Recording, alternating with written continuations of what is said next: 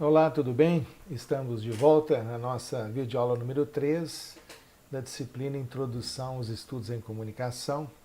O assunto de hoje é a indústria cultural e pretendemos trabalhar esse tema de uma forma bastante introdutória, inicial. É preciso, portanto, que você sempre faça as anotações durante a aula, anote suas dúvidas, faça uma pesquisa paralela, lembrando que você pode parar a aula que está em andamento para pesquisar algum termo, conceito ou ideia que você não entendeu muito bem ou que você gostaria de ampliar, ok? E lembro também que agora é o momento oportuno para você se concentrar na nossa videoaula. Desconecte-se um pouco do telefone celular ou de outros equipamentos que não seja para pesquisa para aula, tá ok? Eu, inclusive, gostaria de mostrar aqui a reformulação que eu fiz no nosso formulário de aula, né, da videoaula. Ele está mais simplificado, inclusive você tem também aqui as explicações ao lado, né, para te auxiliar, te ajudar, mas ele foi modificado e simplificado para facilitar a edição do aluno. E eu postei esse formulário no Facebook em dois tipos de arquivos. Um arquivo com a extensão .doc, que é a extensão do Word comum, e uma outra com a extensão .odt, que é do OpenOffice ou do LibreOffice. Então, independente da plataforma que você estiver utilizando, o arquivo vai abrir, vai ser funcional sem muito problema para você, ok? Bom, nós vamos iniciar a nossa explicação aqui a respeito da indústria cultural hoje, dentro de uma agenda que ela não é muito extensa, conforme eu já disse, é uma agenda necessária para que a gente possa, dentro da disciplina, depois, em sala de aula ou pessoalmente, a gente discutir, debater, ampliar os conceitos. A nossa agenda de hoje é colocar o fenômeno da comunicação social também dentro dessa escala de fenômeno de sociedade de massas ou da chamada cultura de massas ou mais, de uma forma um pouco mais pontual, indústria cultural. Um segundo aspecto que eu gostaria de destacar é que dentro disso tudo há um papel social da comunicação, né, uma função social. E também entender, mesmo que de forma um pouco ainda incipiente, quais são os aspectos constitutivos, né, quais são os fundamentos da chamada indústria cultural, conforme os autores principais, né, defendem. Tá, ok? Então vamos em frente. Não custa nada relembrar aqui de forma rápida a evolução básica dentro da história humana recente de alguns fundamentos que inclusive nós já vimos e que podem nos ajudar a entender um pouco como que a indústria cultural surge, né? Então esses elementos todos que aqui estão, como o Renascimento, que é um período marcado pelo retorno assim, de uma busca de uma estética, recuperação de estética da cultura greco-romana, de florescimento das artes, num momento interessante da humanidade em que você tem grandes comércios, grandes navegações e também tem a própria advento da imprensa e a reforma protestante. Então esse é um momento muito rico de efervescência, junto com o iluminismo, que já estudamos, já discutimos, com a Revolução Industrial, com a Revolução Francesa e também com o desenvolvimento do capitalismo. Esses momentos e movimentos históricos, né, que vão passo a passo conduzindo a cultura humana, de modo geral, a um establishment, a um status sociopolítico, cultural, muito voltado para a questão da racionalidade e também de novas formas de expressão política, cultural, inclusive prevendo nesse modelo de de mudança, né, de grandes revoluções, de grandes descobertas, de avanço da ciência, de questionamentos como a questão do poder absoluto e também da própria a função da igreja, a função do Estado. Nesse modelo aqui você tem a gestação então de uma, vamos dizer assim, de uma cultura, de uma indústria da cultura que pouco a pouco floresce, principalmente no século XX, quando os meios de comunicação se tornam mais populares, se tornam mais acessíveis. É preciso compreender esse cenário também, né? Estudá-lo e fazer as conexões, né? Conectar tudo isso com a questão da cultura de massas, com a questão da sociedade de consumo, com as questões que envolvem a própria indústria cultural, como um movimento crítico a tudo isso que aqui está, né? Não só quanto ao modelo capitalismo, quanto também a questão da produção industrial, mas também a questão séria e importante que é a da própria cultura.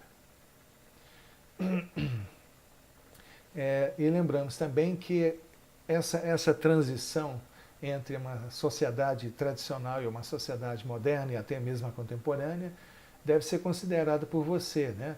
Você deve lembrar desses detalhes quando você quiser entender a questão da indústria cultural. Aqui tem um quadro bastante simples ilustrando como que era organizada a sociedade tradicional, principalmente no período da Idade Média, do feudalismo. Nós tivemos aqui um período muito longo, de mais de 1000 anos, de um tipo de sociedade bastante ligada a essa questão estagnada, né? Bem assentada em uma divisão social em que os papéis, as funções eram bastante conhecidos e, vamos dizer assim, perenizados, né? Foram eternizados durante muito tempo, em que principalmente na Europa não houve muita mobilidade social, não houve chance das populações, né, mudarem de patamar social. Então essa sociedade tradicional ela marca muito a história e cria assim, distanciamentos entre o senhor feudal, o clero, os nobres e guerreiros e o resto, né, das pessoas, os servos, e criando categorias, né, que vão usufruir não só da cultura, mas também da própria informação, da própria riqueza e assim por diante. Então esse aqui é um cenário, vamos dizer assim, uma cena um pouco bucólica, né, do que seria uma vida na sociedade tradicional em que os indivíduos, as pessoas, elas têm suas tarefas são muito bem delimitadas socialmente e culturalmente, e esse cenário que aí está de lavrar a terra, forjar metais, servir ao Senhor, né? Toda essa gama de situações não se alterou muito durante a sociedade feudal. E essa sociedade, então, era muito dividida em estamentos sociais, ou seja, camadas mais ou menos estanques, em que a passagem de uma camada social para outra era praticamente impossível, né? Então, de acordo com a função específica de cada camada, seja a nobreza, seja o clero, seja o senhor feudal ou os servos, eram funções e atividades bastante bem delimitadas, né? Os servos não tinham propriedade da terra e estavam sempre presos a ela. Não podiam ser vendidos como se faziam com os escravos, nem tinham liberdade de abandonar as terras de onde nasceram. Então, todas as questões relacionadas à vida jurídica, à vida religiosa, à vida social, eram mais ou menos, digamos assim, definidas, delimitadas pelo próprio feudo, né? E esse feudo é bastante alimentado por príncipes e reis que, através desse sistema, mantinham um controle social na época. Então, digamos assim, que se a cultura, ou a manifestação cultural aqui, estava muito estanque, né? Muito bem dividida entre aqueles que tinham acesso a algum tipo de informação, algum tipo de obra de arte, de cultura, e o restante dos servos que não tinham direito a quase nada, né? eu tenho aqui um quadro do Debré, um pintor francês que retratou muito bem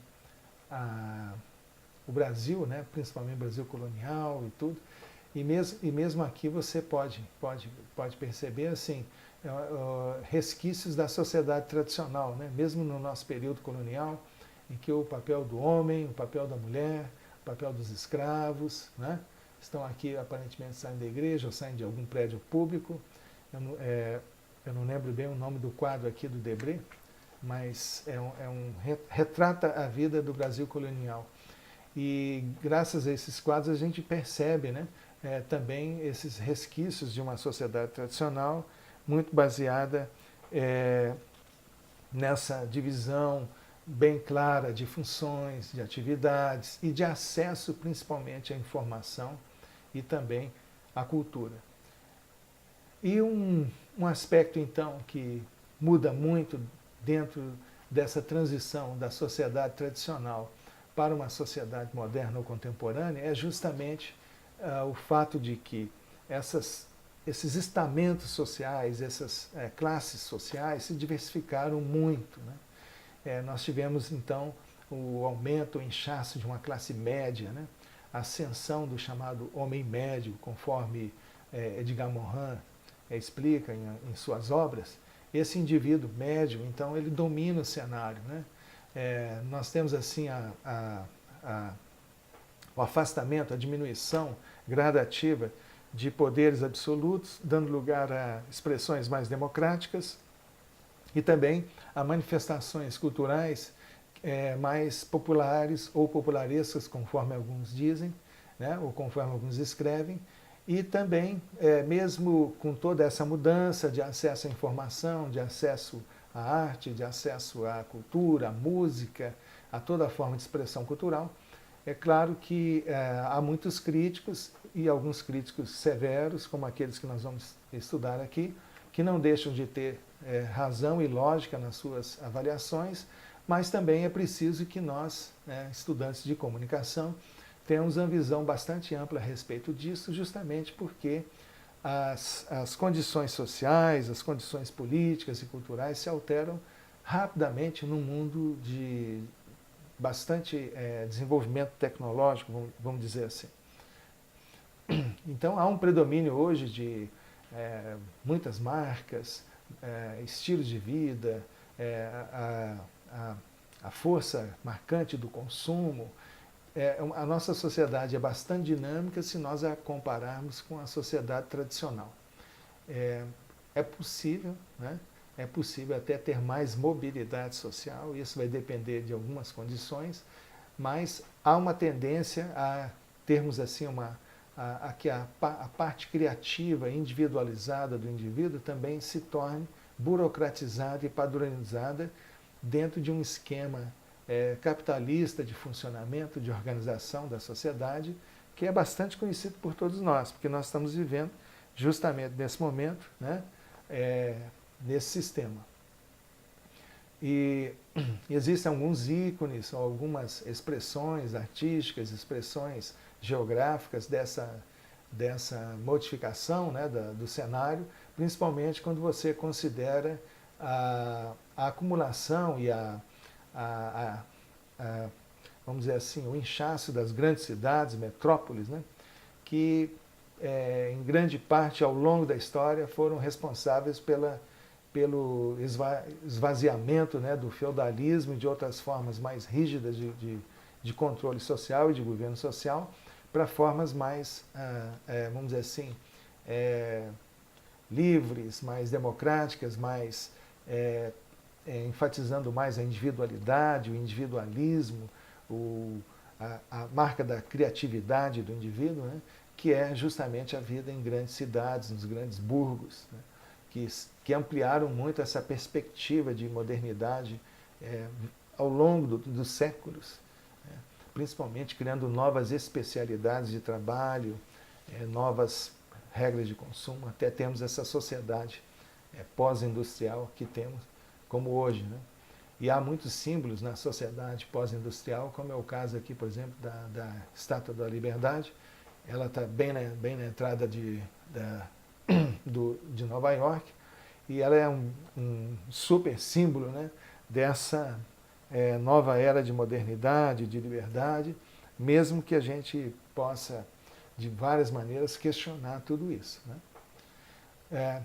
E é claro também, lembrando aqui, dentro da perspectiva capitalista, ou mesmo da perspectiva burocrática de produção, né, nós temos a ascensão dessas classes médias, desses grupos que antes eram operários, lavradores e servos das camponeses nas terras, e eles nas grandes cidades se tornam trabalhadores em grandes fábricas, grandes empresas, que também, digamos assim, burocratizaram suas produções dentro de um outro modelo, né, de, por exemplo, produção em linha, para atender às grandes demandas de consumo da sociedade e também para alimentar essa roda de consumo através da produção cultural, produção dos meios de comunicação, do entretenimento. E esse mesmo trabalhador que gasta várias horas por dia na fábrica precisa também gastar o seu salário, né? E, aos poucos, esta relação que o indivíduo tem com a Terra, né, aquela relação telúrica com o planeta, com a natureza, vai dando lugar a uma nova forma de inserção dentro do seu ambiente de vida, que é mais distanciado dessa parte da natureza. O camponês, o servo, o indivíduo na sociedade tradicional, ele tinha como grandes sinais, marcadores da sua vida, o próprio clima, né? Temperatura, as mudanças de estações, o relacionamento com a natureza, com as árvores, com o cosmos, né? E nas grandes cidades, essa natureza agora se dá através de novas formas de mediação. E essas novas formas de mediação vão afastando esse indivíduo cada vez mais desse relacionamento, dessa interação com o ambiente, com a Terra, com o planeta, né, digamos assim, e isto gera um novo tipo de cultura que é baseada no consumo e que, como consequência, também traz uma forte intervenção do homem nessa própria natureza, provocando desequilíbrio, né, e também gerando outros tipos de desequilíbrios sociais, como a fome, a pobreza, as doenças, os apartheids, né, as discriminações e sociedades desiguais.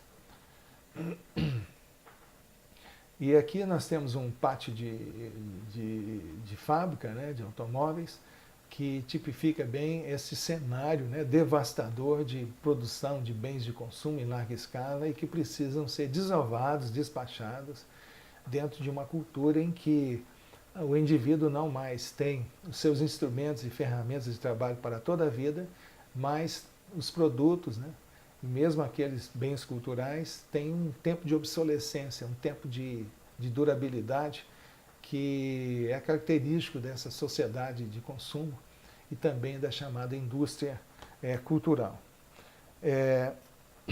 E por falar em indústria cultural, eu gostaria de entrar aqui agora, destacar, né, as ideias dos principais articuladores, né, da chamada indústria cultural, criada, né, esse termo indústria cultural foi criado inicialmente por Theodor Adorno, que é esse que aqui está numa foto, e por Max Horkheimer. São dois alemães, são da área da filosofia, da sociologia. No caso do Adorno, ele inclusive era musicólogo e compositor, né, além de filósofo. Num texto de 1942, num ensaio chamado Dialética do Esclarecimento, os dois escreveram um texto bastante emblemático chamado O Iluminismo como Mistificação das Massas.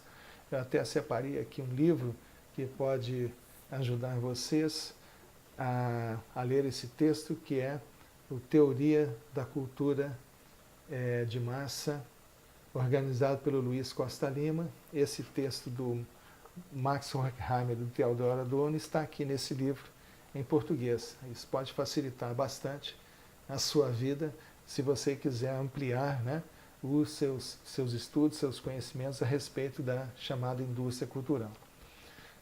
Mas Nós temos aqui também na foto aqui Walter Benjamin, aqui é Marcuse e mais recentemente o Jürgen Habermas, que me parece que ainda está vivo, né? Desculpa, mas acredito que esteja vivo ainda, né? E ele não chegou, não foi um dos membros fundadores aqui da chamada Escola de Frankfurt, mas ele é o representante mais ativo dessa escola, né? Parece que está com 88 anos ou um pouquinho mais. E aqui também há uma característica, além de serem alemães, né? Há outros componentes também. Também, pelo menos aqui, o Max Horkheimer, o Walter Benjamin, né? são judeus e viveram e criaram o Instituto de Pesquisas Sociais de Frankfurt na década de 20, dentro de um contexto de praticamente pesadelo na Europa, né? Vamos dizer assim. Você tem naquele período ali da década de 20, 30, além da ascensão de grandes ditaduras, você tem também a aproximação da chamada Grande Depressão, em 1929, que dá um baque no capitalismo. As empresas ficaram descapitalizadas da noite para o dia e então a fome dominou muito nos Estados Unidos e a Europa também. Mas um cenário que é muito importante aí dentro dessa construção da chamada Escola de Frankfurt ou aqueles pensadores da Escola de Frankfurt que vão estudar a sociedade europeia do ponto de vista assim da sua nova reorganização política, né, totalitária, mas também estudando o papel da mídia nisso tudo, você tem um cenário devastador de uma Alemanha, né, que foi destruída na Primeira Guerra Mundial, passou por uma humilhação muito grande na assinatura do Tratado de Versalhes e nesse contexto de devastação, você ainda tem a ascensão do nazismo. E não só do nazismo, mas também com Adolf Hitler, mas você tem Mussolini na Itália e, dito por tabela, dentro dos regimes chamados totalitários, você tem o stalinismo. E apesar dos autores da Escola de Frankfurt terem assim uma leitura mais marxista ou, digamos assim, se é que podemos dizer dessa maneira, da própria história, da economia e da cultura, eles também foram críticos severos do stalinismo. Justamente pelo fato do stalinismo, junto com as ditaduras europeias, ter, assim, digamos, destruído em parte as suas sociedades através não só da violência, mas também da censura e da imposição, né, da truculência. Então esse cenário de devastação criou um ambiente assim muito propício a uma proposta bastante negativa e pessimista da própria cultura. Muitos autores discutem essa questão e nós sabemos que toda teoria social, ou toda teoria política, teoria comunicacional, ela tem que levar em conta não só o perfil de quem as produz, de quem as concebe, de quem concebe as ideias dessas teorias, mas também o status quo e também o contexto vital, né, do período em que as ideias foram alinhavadas, né? E mesmo com a ida de Horkheimer e de Adorno para os Estados Unidos, né, fugindo do nazismo, principalmente do ponto de vista de Adorno, essa ideia de uma sociedade capitalista, consumista e seus aspectos negativos ainda permaneceu. Talvez até tenha a vivência de Adorno e Horkheimer nos Estados Unidos, nas universidades americanas, na convivência de uma sociedade de consumo muito forte, de uma indústria cultural muito forte, também serviram para confirmar as ideias e as preocupações sociais que esses autores tinham com respeito à chamada indústria cultural, né? E o que de fato essa indústria cultural passa a questionar? É toda aquela produção de conteúdo da indústria cultural que retira do indivíduo o seu senso crítico, a sua capacidade de leitura da realidade. E num mundo de forte doutrinação, como é o caso do mundo alemão nazista, né, do período da Segunda Guerra Mundial, de forte doutrinação na Itália, forte doutrinação no Japão, também na União Soviética, essa preocupação aparece e é muito recorrente nos textos desses autores, quando eles começam a fazer esse contraponto entre arte erudita, arte popular, entre, digamos assim, a capacidade intelectual, né, daqueles chamados produtores da cultura, né, e também do próprio indivíduo nessa sociedade, encorajando sempre assim, uma visão um pouco mais passiva e acrítica do mundo, né, e desencorajando o esforço pessoal pela posse da nova experiência estética, justamente pela comodidade, melhor dizendo, do acesso aos bens de produção em massa, quer dizer, a cultura vai à sua casa, você recebe, a música chega no seu rádio, onde você estiver. Então, isso, na visão desses autores, gera uma espécie assim, de comodismo e acriticidade diante da produção da cultura. E também pelo fato da própria cultura se tornar mercadoria. Né? Mercadoria e também digamos assim, um bem de consumo. E um bem de consumo cujos valores, né, são marcadamente capitalistas e são valores que, de acordo com os autores, são alienantes, massificadores e manipuladores, gerando no indivíduo uma dissonância, um desconforto, mas principalmente levando a esse indivíduo a um desconhecimento da sua própria condição, né, da sua condição como objeto e não sujeito dentro da indústria cultural, e essas ideias então vão sendo extrapoladas dentro da produção da chamada teoria crítica. Aqui nesse pequeno gráfico nós temos um diagrama disso tudo, né? Em primeiro lugar, os autores trabalham muito essa questão do sistema, o chamado sistema da indústria cultural, ou a indústria cultural como um sistema, e não só como um sistema de sentidos, né, de valores, mas também um sistema integrado no outro. O sistema da produção de cultura, da indústria da cultura, está fortemente alinhavado, né, mesclado com o próprio sistema político, ideológico, capitalista, e a indústria cultural seria um braço desse sistema, né, de um sistema impositivo, de uma produção cultural que não vem de baixo para cima, mas de cima para baixo. E nesse sistema, então, o indivíduo ele é bastante massificado, né, manipulado e condicionado pelo sistema a ter um tipo de comportamento de reprodução, né, de outros comportamentos. A arte também é a mera expressão de reprodução de outras coisas, digamos assim, um arremedo da produção cultural, e esse indivíduo, então, ele é visto como acrítico, desqualificado, sem condições de reagir, né? Praticamente um boneco, um fantoche nas mãos do sistema. E, em contrapartida, a qualidade dessa produção estética e cultural dentro da indústria cultural e das ideias da teoria crítica é bastante criticada, né? Bastante questionada. Oferece-se ao indivíduo mais do mesmo sempre. Oferece-se a esse indivíduo produtos assim que são dificultadores da criticidade do próprio modelo burocrático de gestão da sociedade, levando esse indivíduo a uma acomodação, a um comodismo, né? E uma aparente, vamos dizer assim, liberdade e capacidade de se expressar, né?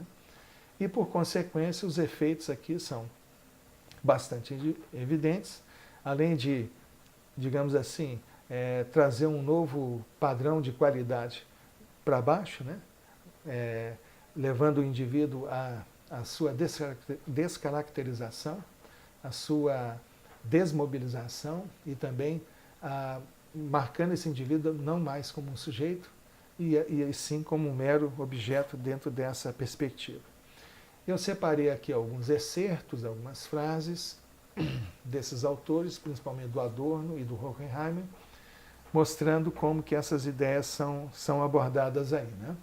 Essa frase aqui está num texto de 1967, do Adorno, e ele escreveu o seguinte: aquilo que a indústria cultural oferece de continuamente novo não é mais do que a representação, sob formas sempre diferentes, de algo que é sempre igual.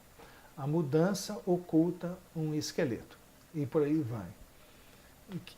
Essa frase é bastante interessante porque Adorno considera aqui o aspecto assim, fundamental dentro da indústria cultural, que é o da repetição, da representação sociocultural, né?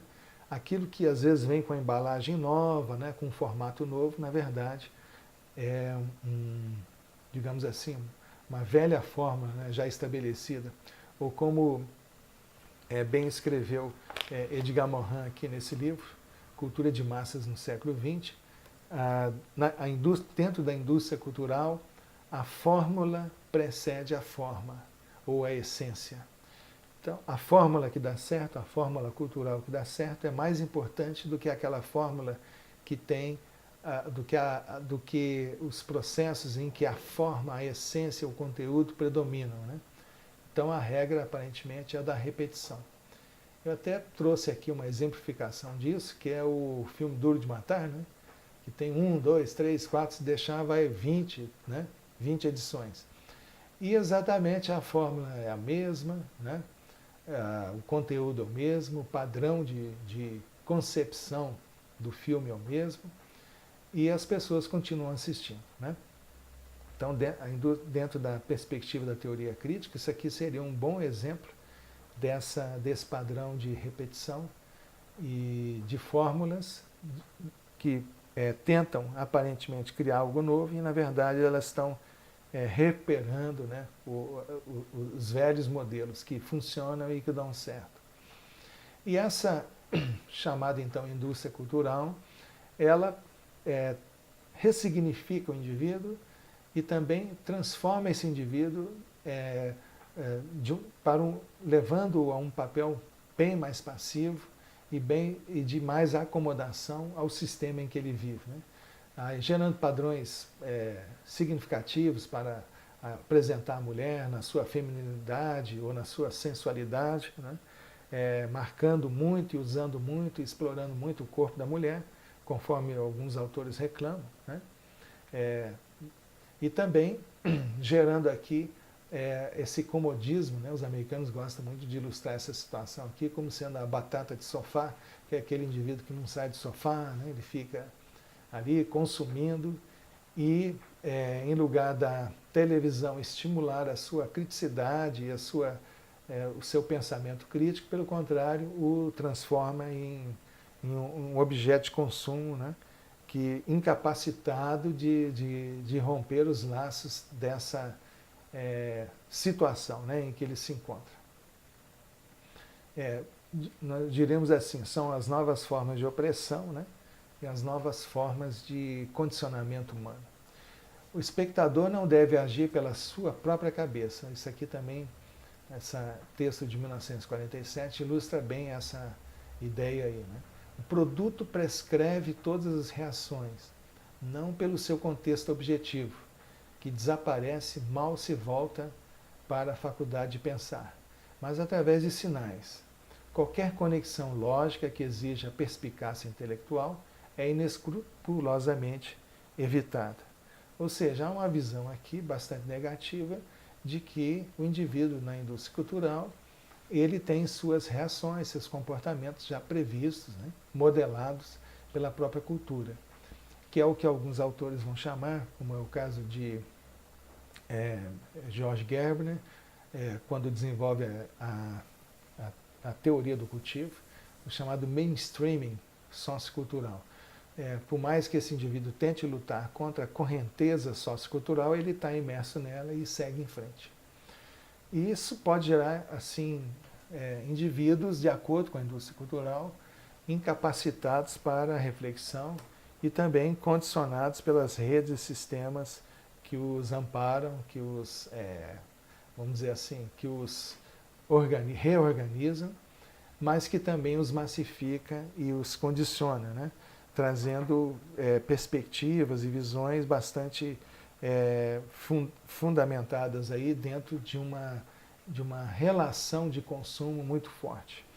Eu, inclusive, separei aqui também um vídeo que eu queria mostrar para vocês rapidamente, que é um comercial da Coca-Cola australiana, que fala muito dessa condição do indivíduo de felicidade, né? De felicidade dentro de um sistema cultural padronizado. Eu vou exibir rapidamente aqui, que ele é bem curto, né? E aí, vamos lá.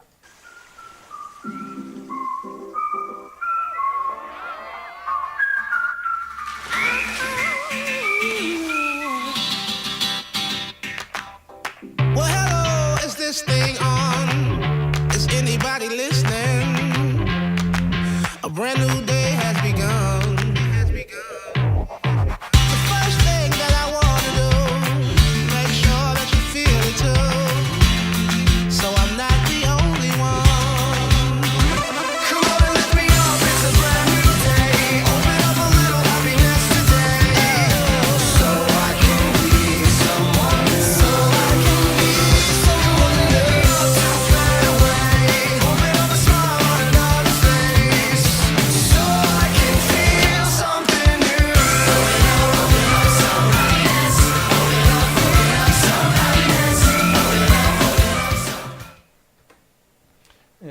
Ou seja, né, o conceito de felicidade é bastante importante aí dentro da chamada indústria cultural, e você tem várias formas de expressão disso, né? Essa busca da felicidade, essa busca de novas experiências, que na verdade necessariamente não são novas, mas que seriam repetição, né, de velhas fórmulas a respeito do que é ser feliz, do que é usufruir da cultura numa sociedade urbana, fortemente industrializada e tecnológica, né?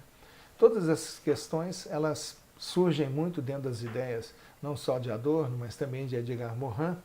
E Edgar Morin, por exemplo, nesse livro aqui, que é a Cultura de Massas no século XX, ele destaca muito o papel do chamado homem médio, né, ao qual a indústria cultural se dirige. E esse chamado homem médio, acho que é um conceito bastante interessante que a gente deve estudar, que é o indivíduo que tem um padrão médio assim de percepção, né, de expressão dentro de uma sociedade que ao mesmo tempo parece que ela tem bastante mobilidade, mas que acaba tendo um padrão de pensamento, né, de lógica muito semelhante, né, de sociedade para sociedade, até porque todas essas marcas, né, e brandings que existem, elas acabam criando, vou mostrar aqui o que eu quero exatamente, todo esse universo de marcas, né, de indústrias, elas têm um forte investimento, não só nessa questão da divulgação dessas marcas, mas também da divulgação de estilos e contextos de vidas que estão por detrás do esquema de consumo, né? Cada branding desse aqui, cada brand desses que aqui está, cada marca tem os seus princípios e que na verdade são muito assemelhados, né? Que é o da questão que vão levar esse indivíduo basicamente a ter um estilo de vida mais consumista. Vamos pegar o exemplo aqui do Burger King, do Burger King e do McDonald's, cujo, vamos dizer assim, princípio fundamental, ou da própria Pepsi e Coca-Cola, é do indivíduo assim, sair de casa e fazer o seu lanche e comer alguma coisa dentro de uma perspectiva de modelo que às vezes não tem nada a ver com a saúde do indivíduo, né? Ele vai, na verdade, ficar mais obeso, pode até ficar mais doente se ele tiver uma dieta assim. Mas junto com o apelo da coisa do fast food, da comida que sai muito rápido, tem também essa questão ideológica de um novo conceito de vida, né? Dependendo menos da cozinha de casa e mais tendo mais tempo de sobra, né, para usufruir da vida social, etc. Então, cada marca tem a sua lógica, né, lógica de consumo, seus princípios. Mas, no fundo, de acordo com os teóricos críticos, né, esses princípios todos convergem para o mesmo lugar, ou seja, a transformação desse indivíduo não em ator social, mas em vamos dizer assim, um instrumento, né, do mercado. Como eu li determinada vez, que a televisão, na verdade, ela reúne para a mesa dos anunciantes os consumidores.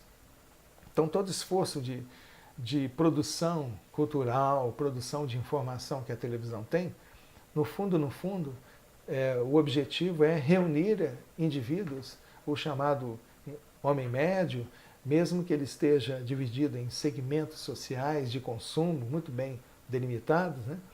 Mas a televisão aproxima esse indivíduo dessas marcas, né, para favorecer o consumo e, com isso, a televisão mantém a sua estrutura de subsistência, né, de sobrevivência, com base na produção publicitária e no consumo, né, de uma vasto leque de bens de consumo da indústria cultural que dizem respeito à música, que dizem respeito às artes, que dizem respeito às novas narrativas, novas e velhas narrativas, como é o caso dos filmes, das novelas, das séries, e também uma adequação desse indivíduo a narrativas que reforçam a ideologia dominante, digamos assim, né? No entanto, apesar de todas essas ponderações e discussões, inclusive, eu gostaria de chamar a atenção de vocês para algumas questões que eu gostaria muito que você pensasse aqui após a nossa aula, né? Justamente porque a visão da teoria crítica, que eu descrevi aqui muito rapidamente, isso aqui é mais para abrir o seu apetite intelectual a respeito do problema. E para que a gente, em sala de aula, possa exaurir, né, explorar mais esses temas todos para uma discussão produtiva, crítica também, né? E gostaria que você pensasse nessa questão da anulação da individualidade, que é muito destacada aqui na obra de Adorno, de Walter Benjamin e também de Horkheimer, né? Essa visão mais negativa a respeito do indivíduo dentro da sociedade industrial, ou da indústria da cultura, melhor dizendo, e também o papel da criação nisso tudo, né? Mesmo considerando que a criação está bastante subordinada, conforme Edgar Morin destaca, a um modelo burocrático padronizado de produção, né? Independente dessas questões todas, seria interessante a gente poder discutir, e discutir inclusive do ponto de vista de cada um de nós, né? Como nós nos vemos nessa indústria cultural. Se de fato assim se dá essa anulação da individualidade, se ela existe, como é que ela existe, partindo do princípio da sua própria experiência, né, da sua própria reflexão. E também a questão sempre muito forte e evidente nisso tudo, que é a da manipulação, né? É a grande acusação que a teoria crítica faz à indústria cultural, é a sua capacidade manipulatória, né, de manipulação, de direcionamento dos indivíduos, justamente para anular essa individualidade, né? Dando a ele a falsa sensação de que ele é soberano, de que ele é o condutor da sua próprio destino, mas que, na verdade, ele acaba fazendo parte de uma grande teia, né, inescapável, cultural, social e política. E aqui também, isso aqui dá muita discussão, dá muito pano para manga, a questão dessa baixa qualidade da produção cultural ou da produção da indústria cultural, né? Oferecendo estéticas bastante depreciativas, né? E levando o indivíduo assim, a um distanciamento de um usufruto, né? De uma fruição da cultura e dos bens culturais de modo mais contemplativo, crítico, em que ele pode experimentar, né, diretamente essa obra de arte, essa produção cultural, ou um livro, ou uma música, né? Fugindo um pouco dos padrões pré-estabelecidos que o conduzem automaticamente a um tipo de reação. e geralmente essa reação, lá no fim, vai conduzi-lo ao consumo, né? Inevitavelmente. Bom, o que eu gostaria de compartilhar com vocês hoje, nessa aula, é isso aí. Faça a sua pesquisa própria, faça as suas próprias reflexões, tire as suas próprias conclusões, lembrando que a função da nossa aula não é uma função doutrinária e nem de apenas direcionar os temas para um lado ou para outro. É a sua percepção, a sua visão crítica do problema é o que nos move para frente, né?